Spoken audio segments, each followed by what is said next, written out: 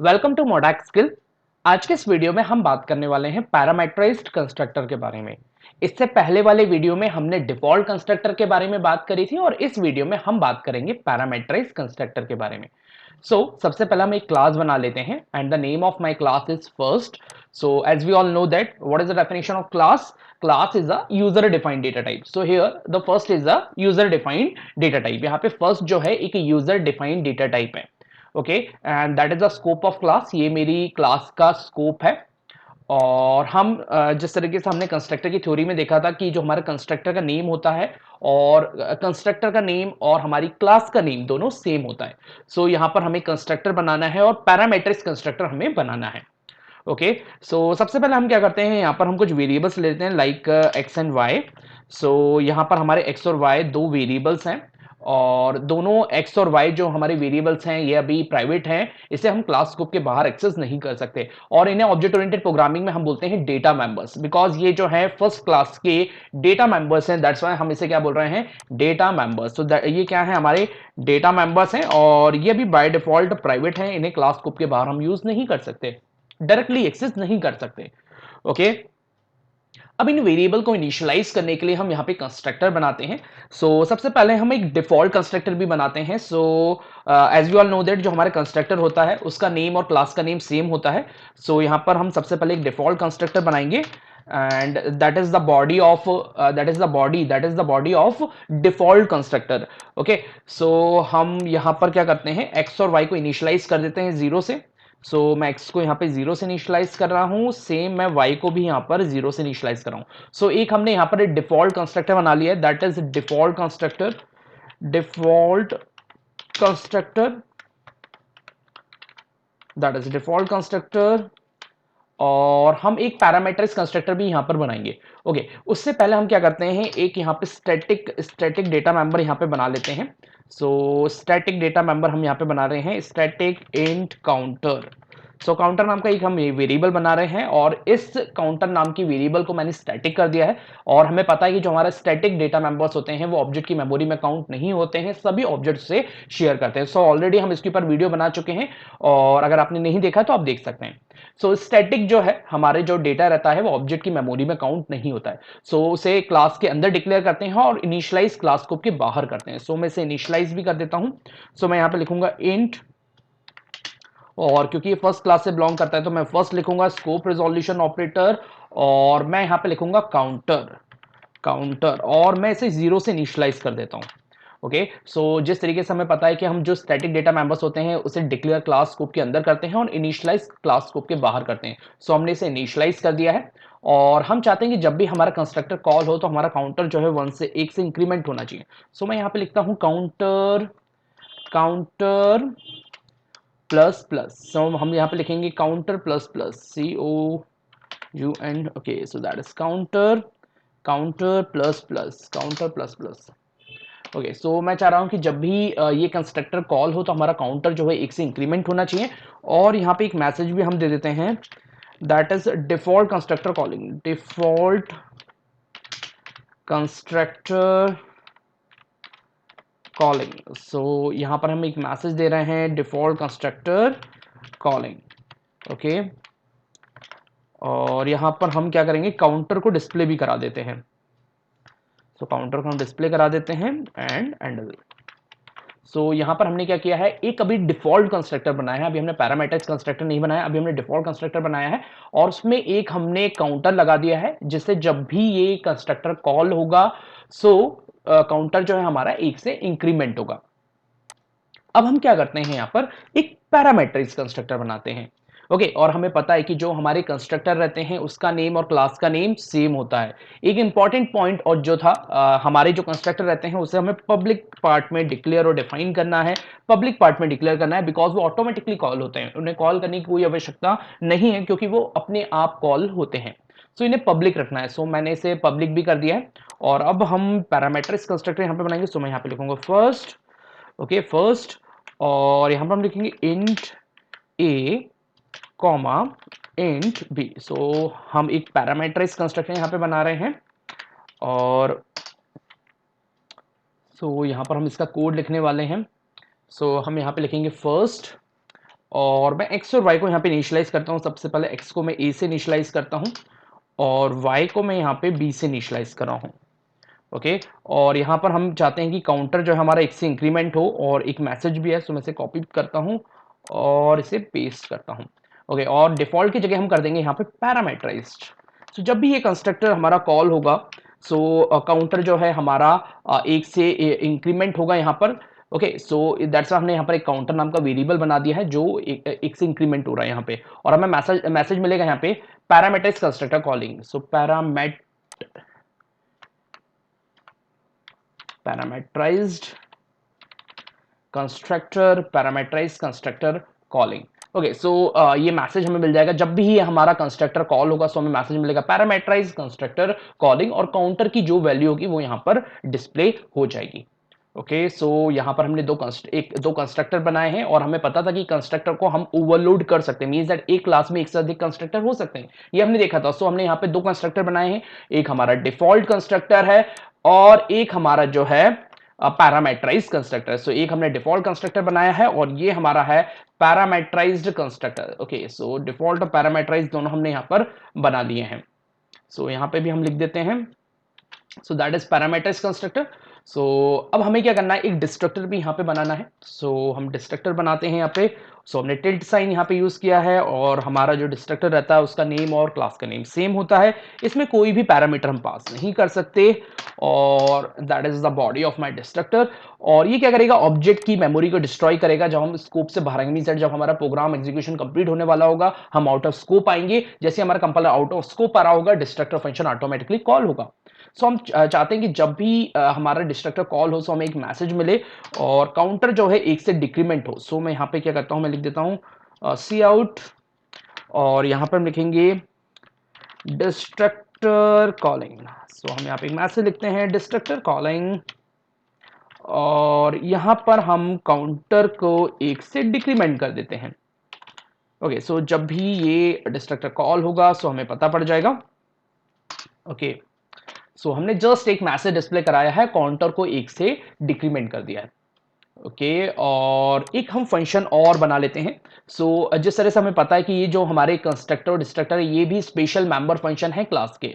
Okay, ये special member function class के हैं, इन्हें पब्लिक पार्ट में डिक्लेयर करते हैं। कंस्ट्रक्टर को हम ओवरलोड कर सकते हैं, डिस्ट्रक्टर को ओवरलोड नहीं कर सकते। एक क्लास में सिर्फ एक ही डिस्ट्रक्टर रहेगा, तो ये थ्योरेटिकल पार्ट हम ऑलरेडी कवर कर चुके हैं।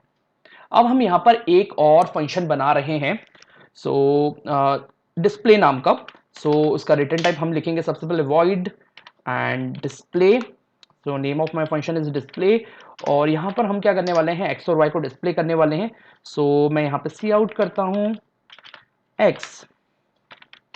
सो x को हम यहाँ पे डिस्प्ले करेंगे, सो मैं लिखूंगा x एंड x को मैं चाहता हूँ कि यहाँ पे प्रिंट हो and endl x and endl, और y को भी हम प्रिंट करना चाहते हैं, तो मैं इसे कॉपी कर लेता हूँ एंड कंट्रोल v, और x की जगह आपका हो जाएगा y।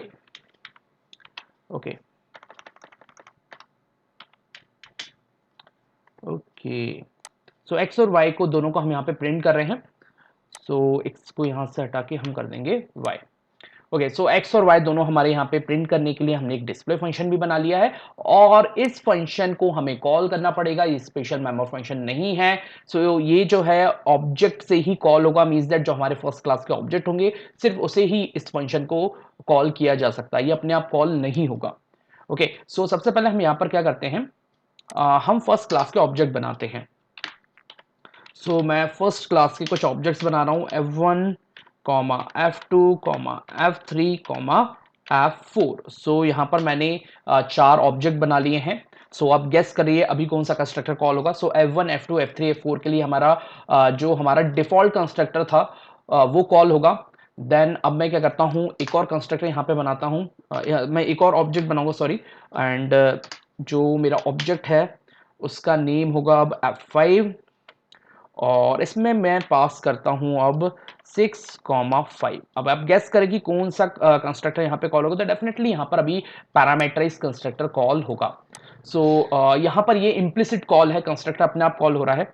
ओके, सो एक और हम बनाते हैं यहाँ पर, सो फर्स्ट F6 और अब मैं चाहता हूं कि कंस्ट्रक्टर को मैं एक्सप्लिसिटली खुद कॉल करूं, okay, because F1 F2 F3 F4 और F5 के लिए कंस्ट्रक्टर ऑटोमेटिकली कॉल होगा, मैं उसे कॉल नहीं करूंगा, कंपाइलर जो है खुद से इन्हें कॉल करेगा। लेकिन अगर आप खुद से कॉल करना चाहते हैं तो आप कर सकते हैं। सो मैं यहां पर एक्सप्लिसिटली कॉल करना चाहता हूं, सो मैं यहां पे लिखूंगा फर्स्ट फर्स्ट और इसमें मैं दो पैरामीटर्स पास करता हूं लाइक 6, 8। सो यहां पर हमारा दैट इज एक्सप्लिसिटली कॉल, इसे हम बोल रहे हैं एक्सप्लिसिट कॉल। सो अगर आप अलग से कॉल करना चाहते हैं कंस्ट्रक्टर को तो आप इस तरीके से कर सकते हैं। सो जो हमारा स्पेशल मेंबर फंक्शन था उसका नाम फर्स्ट है, सो that is the name of parametric constructor, that's why मैंने यहाँ पे फर्स्ट लिखा है और 6 और 8 यहाँ पे पास कर रहा हूँ। सो यहाँ पर हमारा पैरामीट्रिक कंस्ट्रक्टर कॉल होगा और 6 और 8 जो है इनिशियलाइज हो जाएंगे। सो दैट इज एक्सप्लिसिट कॉल और दैट इज जो इससे पहले हमने किया था लाइन नंबर 40 में, that is implicit call. So I think अब आपको एक्सप्लिसिट और इम्प्लिसिट कॉल जो है अच्छे समझ में आया होगा। सो ये जो है हमारा इम्प्लिसिट कॉल है और ये हमारा एक्सप्लिसिट कॉल है। ओके, सो यहाँ पर अभी हमने जस्ट जो है 6 ऑब्जेक्ट्स बनाए हैं, तो सबसे पहले हम रन करके देखते हैं कि हमारा प्रोग्राम सक्सेसफुली रन हो रहा है कि नहीं हो रहा है। सो यहाँ पर कुछ एरर्स हैं, डेफिनेटली हमने क्लास का सी कैपिटल कर दिया है, सो हमें एरर मिलना ही था। सो हम इसे सही कर लेते हैं और वापस क्लास को रन करते हैं। सो अब कोई भी एरर नहीं है, हमारा प्रोग्राम जो है सक्सेसफुली यहाँ पर रन हो रहा है। सो आप देख पा रहे होंगे कि सबसे पहले हमारे डिफॉल्ट कंस्ट्रक्टर कॉल हो रहा है। सो 1 2 3 4 5 एंड 6।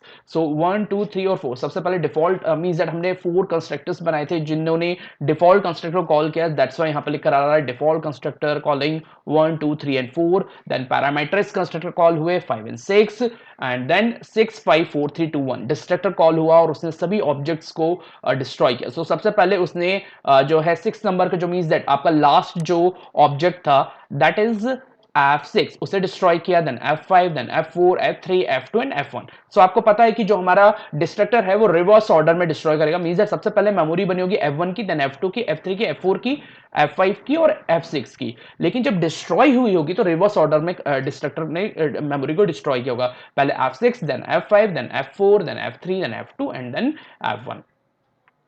सो यहां पर हमारा कंस्ट्रक्टर जो है कॉल हो रहा है, पैरामीटर्स कंस्ट्रक्टर भी कॉल हो रहा है। सो आई थिंक आपको कंस्ट्रक्टर जो है हमारा पैरामीटर्स कंस्ट्रक्टर समझ में आया होगा और ये इंपॉर्टेंट पॉइंट है, that is important point. Explicit call means that यहां पर आप कंस्ट्रक्टर को खुद से कॉल कर रहे हैं। आप यहां पे लिख रहे हैं first and 6 and 8 just like a normal function, जैसे आप प्रोसीजर ओरिएंटेड प्रोग्रामिंग किसी फंक्शन को कॉल करते थे। सो यहां पे पैरामीटर्स जो कंस्ट्रक्टर था हमारा उसका नेम था फर्स्ट और उसमें दो पैरामीटर्स पास हो रहे थे, दैट्स व्हाई आपने यहां पे 6 और 8 को पास किया और इस कंस्ट्रक्टर ने पैरामीटर्स कंस्ट्रक्टर को कॉल किया है। ओके, सो दैट्स व्हाई वहां पर पैरामीटराइज कंस्ट्रक्टर आपका लिख के आ रहा था। सो सिक्स्थ में आप देखेंगे यहाँ पे पैरामीटराइज कंस्ट्रक्टर आपका कॉल हो रहा है। ओके, अब हम क्या करते हैं एक डिस्प्ले फंक्शन को भी कॉल करके देखते हैं।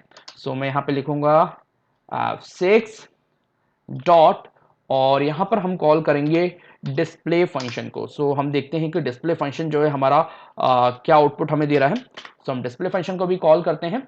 सो मैं रन करूंगा। तो सबसे पहले आपके कंस्ट्रक्टर्स कॉल होंगे, देन डिस्प्ले फंक्शन कॉल होगा, फिर डिस्ट्रक्टर कॉल होगा। ओके, सो हम देखते हैं। सो यस, हमने सही गैस किया। सो पहले हमारा डिफॉल्ट कंस्ट्रक्टर कॉल हुए, देन पैरामीटर्स कंस्ट्रक्टर कॉल हुए, फिर एक्स और वाई की वैल्यू डिस्प्ले हुई और फिर आपके डिस्ट्रक्टर यहां पर कॉल हो रहा है। सो 6 5 4 3 2 एंड 1। सो अगर आप चाहें तो यहां पर आप F5 के लिए भी डिस्प्ले फंक्शन को कॉल कर सकते थे। सो आप यहां पे लिख सकते हैं, मैं इसे स्टॉप करता हूं। तो मैं हम अपन यहां पे लिखेंगे F5 डॉट डिस्प्ले और हम एक डिफॉल्ट कंस्ट्रक्टर को भी कॉल कर, सॉरी डिफॉल्ट जो हमारा जो हमारा F1 जो हमारा ऑब्जेक्ट है जिसने डिफॉल्ट कंस्ट्रक्टर को कॉल किया था उसके लिए भी हम डिस्प्ले फंक्शन को कॉल करते हैं और देखते हैं कि उसकी वैल्यूज हमें मिल रही है, मींस दैट 0 0 हमें मिल रहा है कि नहीं मिल रहा है, बिकॉज यहाँ पर हमने जो डिफॉल्ट कंस्ट्रक्टर था उसमें एक्स और वाई को 0 इनिशियलाइज किया था। सो हम चेक करते हैं। सो दैट्स वाई मैंने यहाँ पर F1 डॉट डिस्प्ले भी कॉल किया है। ओके, सो इसको एक बार फिर से कॉल कर लेते हैं और आप देखिए यस सही आउटपुट हमें मिल रहा है 6 एंड 8 6 एंड 5 0 0। यहाँ पर हमारा जो डिफॉल्ट कंस्ट्रक्टर ने 0 0 इनिशियलाइज किया था दैट्स व्हाई हमें 0 0 मिल रहा है और दैट इज पैरामीटराइज कंस्ट्रक्टर। तो यहाँ पर हमने डिफॉल्ट कंस्ट्रक्टर भी देखा, पैरामीटर्स कंस्ट्रक्टर भी देखा। सो ये है आपका पैरामीट्राइज्ड कंस्ट्रक्टर। एक इंपॉर्टेंट केस मैं आपको और बताना चाहूंगा कि सर अगर मैं सिर्फ पैरामीट्राइज्ड कंस्ट्रक्टर बनाता हूं, अगर मैं डिफॉल्ट कंस्ट्रक्टर नहीं बनाता, सो मैं क्या करता हूं, इसे हटा देता हूं अभी, कंट्रोल एक्स। ओके, सो अभी मैंने इसे हटा दिया है और यहाँ पे सिर्फ अभी एक ही कंस्ट्रक्टर मैंने बनाया, दैट इज पैरामीट्राइज्ड कंस्ट्रक्टर। सो अभी आपके दिमाग में एक क्वेश्चन आएगा कि sir like F1 F2 F3 और F4 का क्या होगा, मींस दैट ये पैरामीट्राइज्ड कंस्ट्रक्टर को कॉल करेगा या फिर कंपाइलर खुद से डिफॉल्ट कंस्ट्रक्टर यहाँ पे क्रिएट करेगा। सो इसे रन करते हैं, डेफिनेटली आपको अभी एरर आना चाहिए।